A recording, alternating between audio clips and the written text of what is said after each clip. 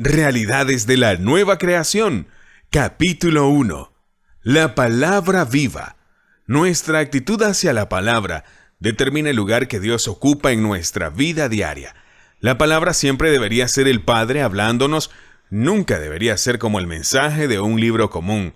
Debería ser tan real para usted como si el Maestro estuviera delante en la habitación y le hablara personalmente. Esta palabra fue diseñada por el Padre para que ocupara el lugar de Jesús durante su ausencia. Cuando Él dice, pues el Padre mismo os ama, Juan 16:27, es un mensaje personal para su corazón. Cuando el Maestro volvió a decir, el que me ama, mi palabra guardará, y mi Padre le amará, y vendremos a Él, y haremos morada con Él. Juan 14:23. Eso debería ser tan personal, como si usted fuera la única persona en el mundo. Es como si usted estuviera sentado a los pies de Jesús, y Él mirase a su rostro y dijera, el Padre y yo vendremos y haremos nuestra morada contigo. No desmayes, porque yo soy tu Dios. Voy a ser tu fortaleza. Voy a prestarte mi propia capacidad. Cuando llegue la debilidad, recuerda que yo soy la fortaleza de tu vida. Cuando necesites recursos económicos, recuerda que yo dije, vuestro Padre sabe de qué cosas tenéis necesidad. Mateo 6:8. Puede susurrarle a su propio corazón, mi Padre suplirá cada una de mis necesidades. Él conoce mis necesidades y me ama. Él y yo somos uno. La palabra del hombre normalmente está muerta antes de que la imprenta haya terminado su trabajo. Pocas palabras de los hombres viven después de una generación, pero la palabra de Dios es diferente. Está impregnada con la misma vida de Dios. Es eterna. Hebreos 4:12-13 nos da una ilustración, porque la palabra de Dios es viva y eficaz y más cortante que toda espada de dos filos y penetra hasta partir el alma y el espíritu y las coyunturas y los tuétanos y discierne los pensamientos y las intenciones del corazón. Y no hay cosa creada que no sea manifiesta en su presencia. Antes bien, todas las cosas están desnudas y abiertas a los ojos de aquel a quien tenemos que dar cuenta. Esta es una de las declaraciones más perplejas acerca de la palabra en las epístolas de Pablo. Observa este versículo 13. Y no hay cosa creada que no sea manifiesta en su presencia. ¿De quién está hablando? La palabra viva, el verbo. La versión Mofat dice, antes bien todas las cosas están desnudas y abiertas a los ojos de aquel a quien tenemos que dar cuenta. La palabra adopta personalidad y se convierte en Cristo mismo, nuestro contacto con el Maestro. Entonces, es mediante su palabra. Y observó a los ojos de aquel. La palabra entonces tiene ojos. Ve nuestra conducta, nuestra actitud hacia ella. Es algo vivo. Esto debería quedar grabado profundamente en nosotros. Tengo en mis manos un libro con la misma vida de Dios en él. Un libro que analiza mi conducta, que me juzga. Un libro que alimenta mi hombre interior, mi espíritu. Imparte fe a mi espíritu. Construye amor en él. El único medio de Dios de alcanzarme es a través de su palabra. Por lo tanto, la palabra se convierte en algo vital. Ha sido bastante difícil para algunos de nosotros entender el hecho de que durante el primer siglo de la Iglesia no tuviera nuestro Nuevo Testamento. La primera epístola que escribió Pablo a los tesalonicenses fue el comienzo del Nuevo Testamento. Fue escrita 17 años después de su conversión. Por lo cual también nosotros, sin cesar, damos gracias a Dios que cuando recibisteis la palabra de Dios que oísteis de nosotros, la recibisteis no como palabra de hombres, sino según es en verdad la palabra de Dios, la cual actúa en vosotros los creyentes. Primera de Tesalonicenses 2:13. Esta palabra de Dios era lo único que tenían, ya que fuera que la diera Pablo o Pedro o Juan o cualquiera de los apóstoles. Era Dios hablando a través de los labios humanos. Aún no había sido escrita. Ahora puede entender mucho mejor Hechos 19:20, que habla del gran avivamiento en Éfeso. Lucas usó esta expresión. Así crecía y prevalecía poderosamente la palabra del Señor. Era la palabra hablada. La revelación paulina solo era conocida para los que le habían oído. Los otros apóstoles no la tenían. Ellos tenían lo que el Espíritu les daba para suplir la urgencia del momento. Es un hecho que el cristianismo es lo que la palabra dice acerca de la redención, acerca del cuerpo de Cristo o de la nueva creación. Llegamos a ser semejantes a Cristo en la medida en que la palabra prevalece en nosotros. La palabra es Cristo revelado. La palabra es Dios presente con nosotros, hablando el mensaje vivo del amoroso Dios Padre. La palabra es siempre ahora. Es su palabra para mí hoy. Es su voz. Su último mensaje se convierte en algo vivo en mi corazón cuando actúo en base a ella. Se convierte en algo vivo en los labios de amor. No tiene poder en los labios de aquellos cuyas vidas están fuera de la comunión con Él, que viven en la esfera de la razón. Su palabra hace que nuestro ministerio sea ilimitado. Su palabra es lo que Él es. Es la mente del Padre. Es la voluntad del Padre.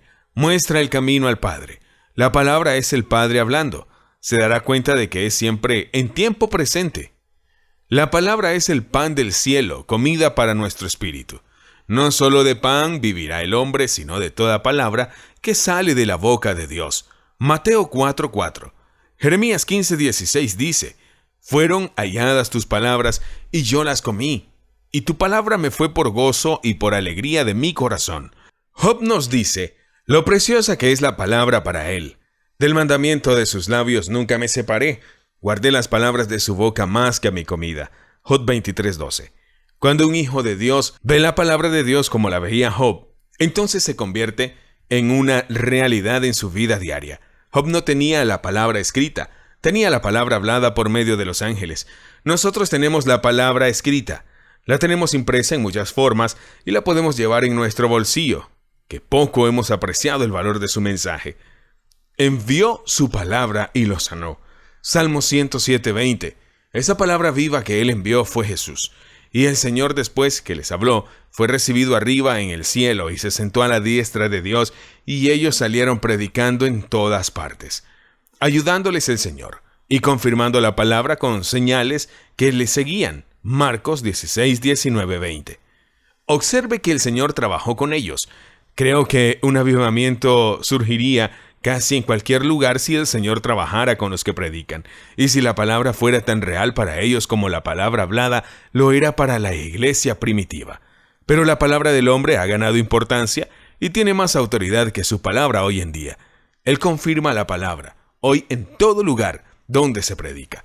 Quiero que observe cómo el Padre verifica la palabra en las vidas de los hombres y mujeres cuando estos se atreven a ponerla en práctica. En la frase final del Evangelio de Mateo, y aquí yo estoy con vosotros todos los días hasta el fin del mundo, Mateo 28:20, el creyente puede estar seguro de que aunque todos se olviden de él, hay alguien que siempre estará con él.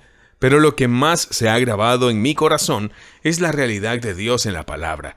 Él no solo está en la palabra, sino que sopla su vida mediante ella, cuando ésta se despliega. Él dijo, porque donde están 2 o 3 consagrados en mi nombre, ahí estoy yo en medio de ellos. Mateo 18:20. Él está en medio de ellos en la palabra. Jesús dijo: el que me ama, mi palabra guardará, y mi Padre le amará, y vendremos a él y haremos morada con él. Juan 14:23. Ojalá pudiéramos darnos cuenta de que cuando abrimos la palabra es algo vivo que estamos plantando en los corazones de los hombres. La palabra es Dios presente con nosotros, hablándonos, el mensaje vivo del Dios Padre vivo. Es la palabra, ahora de Él para mí, es su voz. Se convierte en algo vivo en el corazón de fe. En Romanos 10:8 se llama la palabra de fe. Es su palabra la que da a luz la fe en el creyente. Es la fe de Dios expresada. Él es un Dios de fe y siempre usa palabras para hacer las cosas. Por la fe entendemos haber sido constituidos el universo por la palabra de Dios. Hebreos 11:3. Óigale susurrar: por mí mismo he jurado. Génesis 22:16. Él estaba en la palabra. La palabra era una parte de él. Usted no puede separar a un hombre de sus palabras. Tampoco puede separar al Padre de sus palabras. Cómo me emociono cuando leo Hebreos 7:22, que Jesús es la certeza del nuevo pacto. El nuevo pacto es la palabra, y Él es la certeza de la palabra. La palabra era un hecho vivo cuando Jesús la habló. Sigue siendo un hecho vivo. Jesús era parte de todo lo que Él dijo. Él y su palabra eran uno. Jesús es tan real ahora como lo era el día que resucitó de la muerte. Su palabra es tan real ahora como cuando inspiró a Juan o Pedro o Pablo a escribirla. Lo que Él dijo era parte de sí mismo. La realidad late en ella, fluye a través de ella, vive en ella. La palabra es ahora lo que era entonces. Estas son algunas cuantas frases más. Jehová es mi pastor, Salmos 23:1. En Juan 10:14, Jesús dijo, yo soy el buen pastor. No temas porque yo estoy contigo, no desmayes porque yo soy tu Dios. Isaías 41:10. Si Dios es por nosotros, ¿quién contra nosotros? Romanos 8:31. Todo lo puedo en Cristo que me fortalece. Filipenses 4:13. Jehová es la fortaleza de mi vida, ¿de quién he de atemorizarme? Salmos 27:1. Mi Dios pues suplirá todo lo que os falte conforme a sus riquezas en gloria, en Cristo Jesús. Filipenses 4:19. Mi socorro viene de Jehová. Salmo 121:2. Bienaventurado el hombre que tiene en ti sus fuerzas. Salmos 84:5. En Dios está mi roca fuerte y mi refugio. Salmos 62:7. Estas son palabras vivas, y si usted se alimenta de ellas, le edificarán. El conocimiento de lo que Cristo es y ha hecho por usted personalmente edifica fe en usted. Cuando acudo a la palabra y la leo como su mensaje para mí, Él confirma ese mensaje en mi vida. Él confirmó el pacto hecho con Abraham. Él confirmó la palabra que Jesús habló a través de los apóstoles. Véase Marcos 16:20. Jesús dijo en Juan 14:15, si me amáis, guardad mis mandamientos.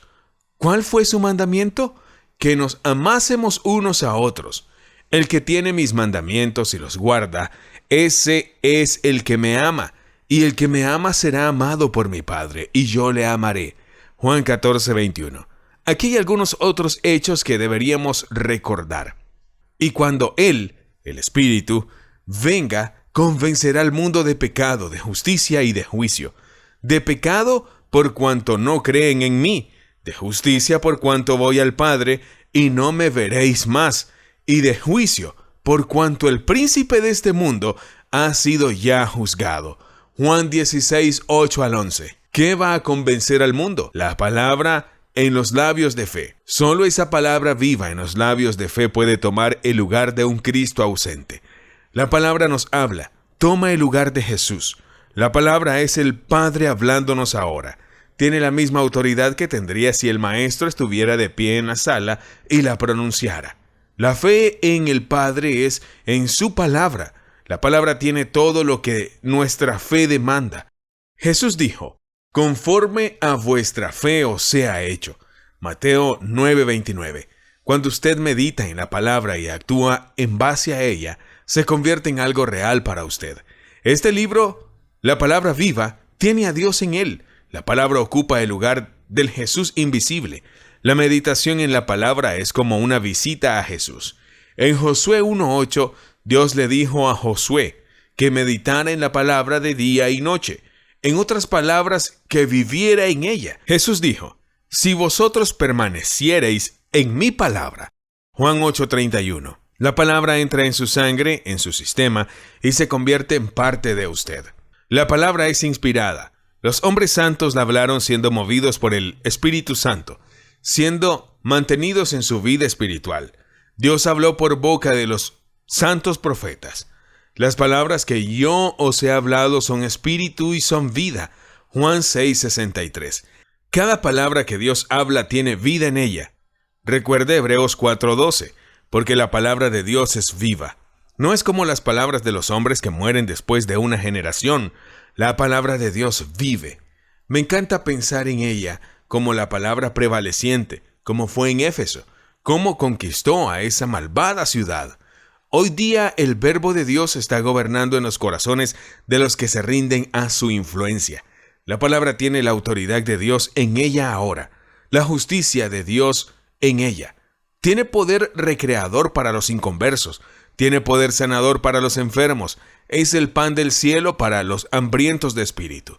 Desearía que esto pudiera ser así, que cuando usted tome la palabra signifique que Dios está presente con usted y que la palabra sea su actitud hacia usted ahora. Es la actitud de Dios hacia el pecado, hacia la redención, hacia la justicia, hacia la vida eterna, hacia los hijos e hijas de Dios. Esa es la actitud del Padre hacia todos los asuntos de la vida. La palabra es la voluntad del Padre. Dios cuida su palabra. Lo que Dios dice será. Dios es verdad, así que yo seré veraz. Dios es luz, así que yo caminaré en la luz. Mire, aprendemos a poner en práctica la palabra como ponemos en práctica la palabra de un banquero o un abogado en alguna crisis de nuestra vida. Me pregunto si alguna vez se dio cuenta de que el Padre es celoso de su palabra. Él nunca la subestima. Él siempre la tiene en máxima estima. Si Él lo dijo, no hay más que decir. Para los enemigos de Dios es solo papel y tinta, pero para quienes le aman es vida y salud. Es un gozo inexplicable. La predicación que produce poca convicción se debe a que la palabra no ha estado en el corazón del maestro. Debemos ser sembradores de la palabra. Jesús nos dio en Mateo 13 una imagen maravillosa del arte de predicar. Es sembrar la palabra. Cae sobre todo tipo de corazones, pero la irrigación del terreno depende del sembrador. Si la regamos con oración y a veces con lágrimas, está destinada a dar una buena cosecha. Algunos olvidamos la palabra en lugares difíciles. Inconscientemente caminamos por vista. Los sentidos se llevan la realidad de la palabra, pero a medida que el espíritu adquiere importancia sobre los sentidos, la palabra tiene una vez más su lugar. Recuerde, su palabra es usted. Tiene que aprender a decir, di mi palabra, debo cumplirla sin importar el costo. Si su palabra no tiene valor, razonará que la palabra de Dios no tiene valor. He descubierto que la incredulidad en la palabra de Dios se debe principalmente a una falta de fe de las personas en su propia palabra. Si quiere edificar el tipo más alto de fe, sea usted mismo una persona de fe. Crea en su propia palabra. Establezca una reputación por la verdad. Entonces la palabra será eso para usted en su vida. Estos son algunos pequeños hechos que pueden significar mucho para su vida. La palabra está en mis manos. ¿Qué voy a hacer con ella? ¿Voy a ponerla en práctica dejando que gobierne mi vida o solo la estudiaré? Me sentaré en la clase bíblica y estudiaré, y luego regresaré a mi cuarto y la estudiaré, pero no la viviré. No permitiré que se convierta en parte de mi vida, sino que sea tan solo un ejercicio intelectual. La palabra está tomando el lugar del maestro en mi vida. Lo que hago con la palabra determinará lo que la palabra hará en mí uno de estos días. La palabra orará en mí, construyendo la vida de Jesús en mí, edificando vida, fe, amor, gracia y fuerza en mí. O si no, me juzgará en el día final. ¿Qué hará por mí? Actuará en mí. Si la predico y la vivo, trabajará en mí. Me revelará las riquezas de mi herencia. Me dará valor para entrar y gozarme en mi herencia. Edificará en mí la firmeza del Maestro. El mismo carácter de Cristo se formará en mí. Y solo Él sabe lo que hará a través de mí. Ha salvado a los perdidos, ha sanado a los enfermos, ha creado fe y amor en las multitudes. La palabra de Cristo more en abundancia en vosotros. Colosenses 3:16. También se puede empapar de la palabra y la palabra empaparse de usted, para que su palabra y la palabra de Dios se mezclen, formando una. Será su lenguaje y sus palabras, pero será la palabra de Dios. La palabra de Dios en usted se convierte en parte de usted. Le ha hecho ser lo que es, ahora que otros sean como usted. Usted se pierde en su palabra, pero la palabra se encuentra en usted. La palabra se hizo carne una vez. Se está haciendo espíritu en su espíritu. La palabra mora abundantemente en su práctica, en su conversión, en su oración, en sus convicciones. Usted está usando la palabra para echar fuera enfermedades, para dar dinero a la gente, para salvar almas perdidas. Esta palabra y usted se han hecho uno. Recuerde que durante más de 50 años después de la muerte de Cristo, la palabra escrita se conocía solo de una forma muy limitada. El Nuevo Testamento no se compuso hasta la mitad del segundo siglo. Las palabras que Jesús habló aún no se habían escrito. Era la palabra hablada, pero Él estaba en ella. Eran parte de Cristo y contenían la naturaleza de Cristo. Recuerde, la palabra de Dios que vive y permanece.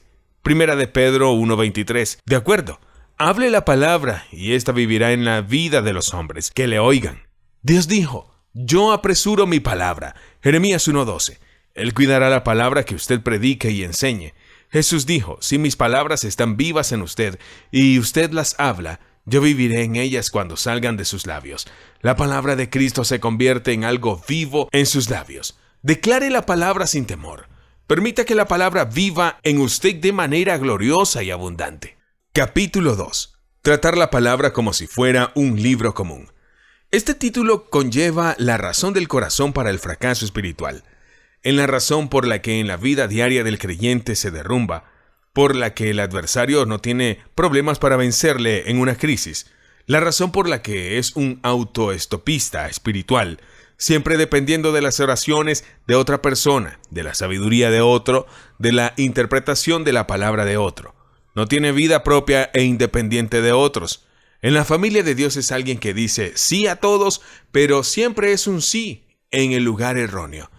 Pablo le describe en Hebreos 5:12. Me estremezco al darle este versículo, es muy personal en muchas vidas. Porque debiendo ser ya maestros después de tanto tiempo, tenéis necesidad de que se os vuelva a enseñar cuáles son los primeros rudimentos de las palabras. Es una pena que haya olvidado los primeros pasos de esta vida divina. En vez de caminar en la plenitud, la libertad y las riquezas de su gracia, se ha detenido en seco. No ha habido crecimiento ni desarrollo en su vida. La palabra no significa mucho para usted, o hay ciertos versículos que conoce que le condenan y le hacen sentir mal, pero no hay vida en la palabra para usted. Lámpara es a mis pies tu palabra y lumbrera mi camino. Salmo 119:105. Pero no es eso para usted. La palabra duele y corta y hiere y le hace sentir infeliz cuando la lee, cuando debería ser maná y comida para usted. Observe con qué ternura dijo que se os vuelva a enseñar cuáles son los primeros rudimentos, los comienzos de la vida de fe. ¿Por qué? Porque en vez de vivirla, ponerla en práctica y tomar su lugar en la palabra, se ha quedado siendo un bebé, un espíritu no desarrollado. Su mente nunca ha sido renovada por la palabra. Usted ve que no puede ser renovada hasta que comience a ponerla en práctica. Jesús llegó a la raíz primaria del asunto en Mateo 7:24-26 y dijo, cualquiera pues que me oye estas palabras y las hace, le compararé a un hombre prudente que edificó su casa sobre la roca. Descendió lluvia y vinieron ríos y soplaron vientos y golpearon contra aquella casa y no cayó, porque estaba fundada sobre la roca. Pero cualquiera que oye estas palabras y no las hace, le compararé a un hombre insensato que edificó su casa sobre la arena. La primera gran ola les zambulló en el mar. Lo siento por estas personas. Les tienen que alimentar con leche todo el tiempo. Les encontrará en la guardería infantil. Siempre tienen un biberón. Algunos tienen el biberón incorrecto. No está lleno de leche sincera de la palabra. Son bebés en toda su conducta. Pablo en 1 Corintios 3:3, porque aún sois carnales. Eso significaba que viven por los sentidos, se dejan gobernar por los sentidos, son guiados por los sentidos. Todas sus enfermedades son debidas a sus sentidos. Dice que están caminando según los hombres o como meros hombres del mundo. Son solo personas del mundo. No ha habido cambio, ni crecimiento, ni desarrollo en su vida de ningún tipo. Están tratando la palabra como si fuera un libro común. No pueden recibir su sanidad. Otros tienen que orar por ellos y son una carga para la iglesia. Son un lastre espiritual.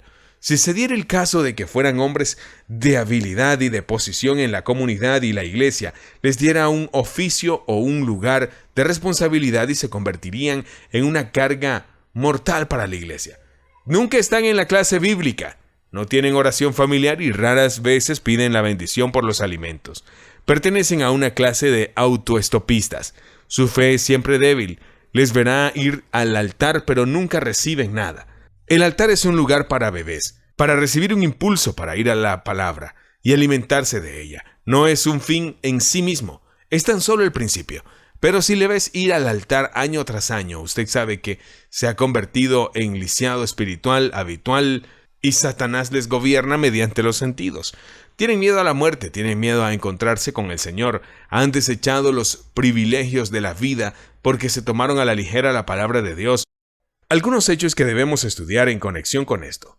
Cuando le pido a otro que ore por mi sanidad o que ore por cualquiera de mis necesidades crónicas, rechazo el don de mi sanidad, dudo de la palabra del dador, repudio mi propia justicia en Cristo y rehúso ocupar mi lugar en Cristo como hijo. Repudio mi propia justicia en Cristo y rehúso ocupar mi lugar en Cristo como hijo.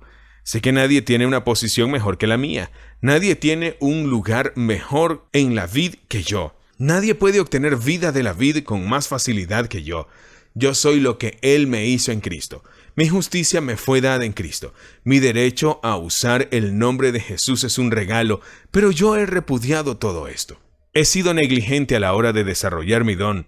He ignorado la advertencia de mi Señor. No estudio la palabra para vivirla. Sé que mi enfermedad se debe a mi condición espiritual. Sé que he caminado según los sentidos y no según el espíritu.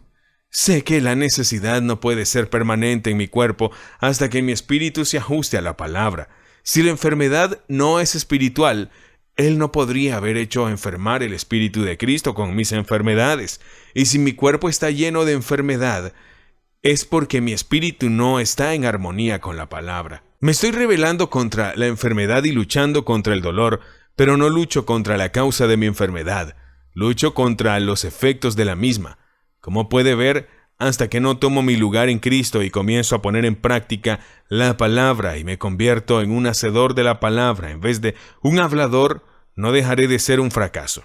La enfermedad es triple, espiritual, mental y física. Todos están enfermos de espíritu antes de estar enfermos en el cuerpo. Ve, aquí es donde radica el problema. Santiago 1:22 nos dice: pero sed hacedores de la palabra y no tan solamente oidores, engañándoos a vosotros mismos. Uno se puede quedar en esa condición hasta que después de un tiempo comienza a creer que está bien y que Dios está equivocado, y luego irá a quejarse, porque Dios pone estas cosas en mí. Y algún maestro no muy sabio dirá: te está probando para disciplinarte. Yo le digo que Él nunca usa al diablo para disciplinar a sus hijos. La enfermedad es del diablo. Usted está sufriendo los resultados de rehusar ocupar su lugar en Cristo. Rehúsa estudiar para mostrarse aprobado ante Él. Ha rehusado alimentarse de la palabra. Tuvo la oportunidad de estudiar, pero no la aprovechó. Prefirió leer la literatura del momento que leer la palabra del cielo. El gran corazón del Maestro le está anhelando. La intercesión de Él ha sido inefectiva hasta ahora. No puede ser efectiva hasta que la palabra obre eficazmente en su espíritu. Usted debe estudiar para mostrarse aprobado ante Dios. Capítulo 3. Los 4 evangelios en contraste con las epístolas paulinas. En los primeros tiempos de mi ministerio, la filosofía alemana había ganado importancia en muchas de nuestras instituciones teológicas y se produjo un extraño nuevo lema. Seguro que usted lo ha oído continuamente: regresar a Jesús. Captó mi imaginación, pero no sabía lo que significaba. Después oí a uno de nuestros líderes decir que Pablo tuvo demasiada influencia sobre la iglesia y que tenemos que dejar la revelación paulina y regresar a Jesús. Ese fue realmente el comienzo de mi estudio de la revelación paulina. Los 4 evangelios, recordará usted, se escribieron años después de la resurrección de Cristo. El Evangelio de Lucas se escribió entre el 63 y el 80 después de Cristo. El Evangelio de Juan se escribió entre el 80 y el 110 después de Cristo. Esto significa que pasaron 2 generaciones después de la resurrección de Jesús, antes de que Juan escribiera. En mi estudio destaco este extraño dato que Pablo citó a Jesús solo 2 veces, y en el Evangelio de Juan había solo 2 rasgos de la revelación paulina. Uno es en Juan 1:16-17. Porque de su plenitud tomamos todos, y gracia sobre gracia, pues la ley por medio de Moisés fue dada, pero la gracia y la verdad vinieron por medio de Jesucristo. Comencé a preguntarme por qué los 4 evangelios no contenían nada de la revelación paulina. Después descubrí que narraban solo eventos hasta la resurrección y la ascensión. Ellos sabían lo que había ocurrido el día de Pentecostés y de la tremenda agitación que siguió tras la predicación del apóstol en Jerusalén, Samaria y en el Imperio Romano. Sin embargo, nunca hicieron mención de ello. Me preguntaba cómo Juan podía haber escrito su evangelio como lo hizo, sabiendo que había pasado el gran avivamiento de Jerusalén, que había sido parte de todos esos asombrosos milagros hasta la destrucción de Jerusalén, cuando él mismo fue desterrado de la Tierra Santa, y saber los milagros que habían acontecido en su ministerio antes de ser desterrado a la isla de Patmos. Aún así, no nos contó ninguna de esas maravillosas cosas que habían ocurrido. Usted recordará que en Juan 20, 30-31, él declaró: hizo además Jesús muchas otras señales en presencia de sus discípulos, las cuales no están escritas en este libro, pero éstas se han escrito para que creáis que Jesús es el Cristo, el Hijo de Dios, para que creyendo tengáis vida en su nombre. Como verá, el motivo de su escritura fue que nosotros tuviéramos fe en Cristo. Entonces le dije a Juan en mi imaginación: hermano, ¿por qué no nos has contado más de los milagros que ocurrieron en tu ministerio mediante el nombre de Jesús? Y entonces me pareció como si Juan me respondiera: escribí solo lo que el Espíritu Santo me dio. Después vi uno de los mayores milagros literarios de todos los tiempos. Los 4 hombres que habían escrito estos evangelios habían estado encerrados, por así decirlo, por el Espíritu Santo. No habían podido dar su interpretación de los milagros o del significado de los mismos. Escribieron solo lo que Él les había permitido, o mejor, lo que les había inspirado a escribir. No se puede concebir que alguien escriba un libro como Lucas o Mateo o Juan o Marcos que tuviera las experiencias que ellos tuvieron sin que esas experiencias se inmiscuyeran en la biografía del hombre de quien fueron escritas. Estos son algunos hechos. Juan no escribió durante más de 70 años después de la ascensión de nuestro Señor. Debió de haber conocido de la revelación paulina. Las cartas de Pablo habían tenido cierta circulación durante estas 2 generaciones y Juan había conocido a Pablo y le había visitado. Había sabido de labios de Pablo lo que Cristo había hecho por él en su gran sacrificio sustitutorio. Sin embargo, no hay indicación de ello en su evangelio. Lucas, un convertido de Pablo, viajó con él unos 18 años. Había sido el ayudante de Pablo y había cuidado de él cuando estaba en la cárcel, y a la vez le desafió a leer su evangelio y encontrar ni tan siquiera una frase que indique que conocía, aunque fuera una parte de la revelación paulina. Lo mismo ocurre en el libro de Hechos. Este es otro milagro literario. Lucas amaba a Pablo, vivió en la conciencia de la obra terminada de Cristo. El ministerio de Cristo a la diestra del Padre fue uno de los hechos más distinguidos de su vida, sin lugar a duda, y sin embargo nunca lo menciona. Marcos fue el compañero de Pablo durante años, y aún así no se ve indicio alguno del sacrificio sustitutorio de Cristo en su evangelio. Observemos algunas de las cosas que ellos sabían pero pasaron por alto por completo. Ninguno menciona a Cristo como un sustituto, el que cargó el pecado, el que expulsaría el pecado mediante su propio sacrificio. La nueva creación no estaba desarrollada. Juan nos da la pequeña charla que Jesús tuvo con Nicodemo, pero el principal de Israel no lo entendió. Juan tuvo una gran oportunidad ahí de haber introducido lo que había llegado a saber acerca de la nueva creación. No se menciona palabra alguna acerca de que Cristo se convirtiera en nuestra justicia, o cómo fue entregado por nuestras iniquidades y elevado cuando fuimos justificados. No se menciona ni una palabra del cuerpo de Cristo. Lo más cercano es en Juan 15:5, donde Jesús dijo: yo soy la vid, vosotros los pámpanos. ¿Qué oportunidad tuvo Juan entonces de desarrollar el tema? ¿Y cuánto nos habríamos alegrado si lo hubiera hecho? No, Dios lo encerró y le permitió decir exactamente lo que él quería que dijera y nada más. No hay nada acerca del gran ministerio de nuestro Maestro a la diestra del Padre, de que es un mediador, intercesor, abogado, sumo sacerdote y Señor. Todo esto resume el tremendo hecho de que cuando usted lee los 4 evangelios, está ante la presencia de Dios mismo, invisible pero presente. Es el autor de estos documentos incomparables. Él está ahí, revelando a su Hijo, y el Hijo le está revelando a Él. En las epístolas paulinas, tenemos al Padre revelando la obra que llevó a cabo en su Hijo y a través de Él. También está revelando la familia, el cuerpo de Cristo, los hijos de Dios. Pero estamos interesados en otra frase de ello, un contraste entre la revelación paulina y la enseñanza de Jesús. El tratamiento que hace Pablo de la fe es una ilustración. Jesús continuamente anima a sus lectores, los hijos de ese primer pacto a creer. En versículos como Marcos 9:23, Jesús dijo, al que cree todo le es posible. Otra vez dijo a sus discípulos en medio de la tormenta en el mar, hombre de poca fe, ¿por qué dudaste? Mateo 14:31. Porque de cierto os digo que cualquiera que dijere a este monte, quítate y échate en el mar, y no dudare en su corazón, si no creyere que será hecho lo que dice, lo que diga le será hecho. Por tanto os digo que todo lo que pidiereis orando, creed que lo recibiréis, y os vendrá. Marcos 11:23-24. ¿Por qué no animó Pablo en sus epístolas a las personas a creer? Él animó a los incrédulos a creer en Cristo, pero nunca animó a la iglesia a creer. Eso me confundía. Me preguntaba por qué, pues recordaba que todos nuestros predicadores, evangelistas y maestros habían dicho lo que haríamos como creyentes si tan solo tuviéramos fe. Entonces vi el secreto.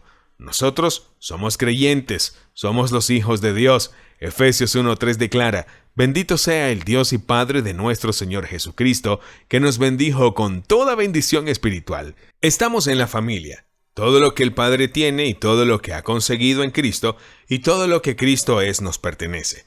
No necesitamos fe para algo que ya es nuestro. Si hay algo para lo que debo tener fe significa que aún no lo tengo. Así que ninguno se gloríe en los hombres porque todo es vuestro. 1 Corintios 3:21. Que sea Pablo quien le dé la revelación de ello, o Pedro o Juan, no tiene importancia. Ellos sencillamente revelaron lo que nos pertenece. Ahora podemos entender por qué nuestra predicación moderna respecto a la fe ha sido casi destruida. La revelación de Pablo nos da una redención perfecta, en quien tenemos redención por su sangre, el perdón de pecados, según las riquezas de su gracia. Efesios 1:7. Observe el tiempo aquí. No dice que podemos tenerlo, si tenemos suficiente fe. No. ¿En quién tenemos? Ahora, redención por su sangre. Tenemos el perdón de pecados. La palabra griega no significa perdón, como se traduce, es remisión. Eso viene siempre en el nuevo nacimiento. El perdón es algo que obtenemos cuando pecamos como creyentes.